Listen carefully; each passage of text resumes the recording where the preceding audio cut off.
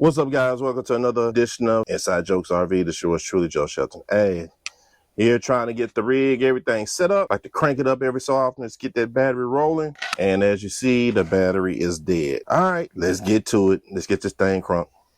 Me and my RV. All right, like I always said in previous other videos, there's always something going on with an RV. You're constantly doing something.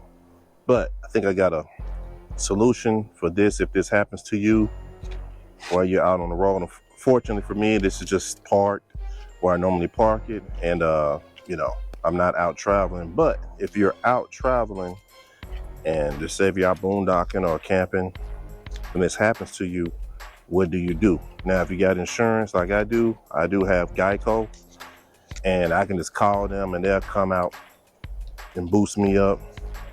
I do have a Good Sam extended warranty. They'll come out and do all those things as far as my insurance. But you know, if you deal with those places, you already know it's gonna take 2-3 hours for them to come out to take 5 minutes to boost your battery. So this is a solution. Here's something I've got that can help you out in these situations. What I got is this ET03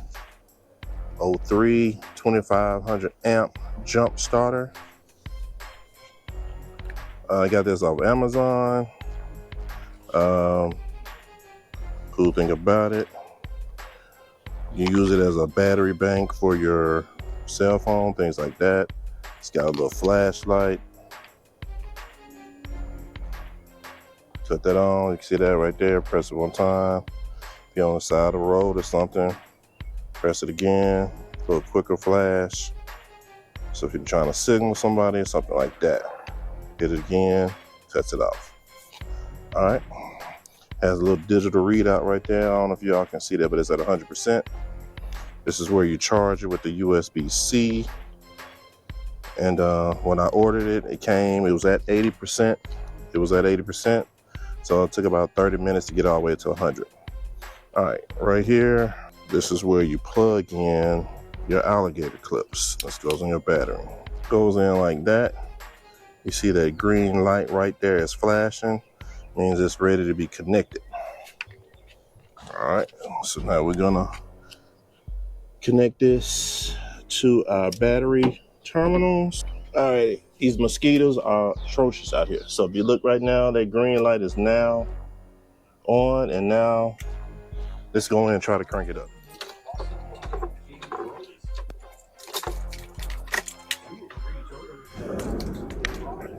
And there it is, y'all. Cranks right up. No hesitation at all. My first review of this, as you can see, it got the RV started right up. I mean, no hesitation at all. So it's definitely enough power to get this thing started up. Negative thing is this clip, alligator clip, when you're trying to get it on the terminal, if you try to open it too wide, that little spring will pop out.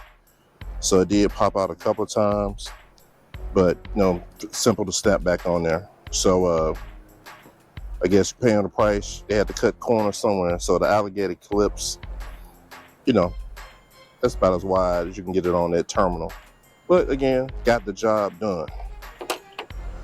All right, so we're gonna let that thing run for a few minutes. We're gonna get it, just let that battery get back up, charged up. We'll close this up, grill back up. Now the other set of batteries right here, again, I've said this before, these are your house batteries. These are your batteries. I replaced these last year also.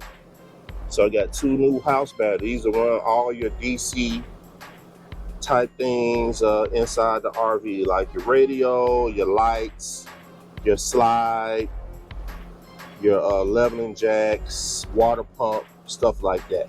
These batteries will not run your AC or your 110 socket for like your TV and things like that. You have to be plugged in shore power to get those 110 sockets on, or use your generator. And for all y'all new, if y'all didn't check out my video on this radio install, go check out that video. See other upgrades, upgrade all the lights. I still need to check on this one. This one right here. I don't know what's up with that one.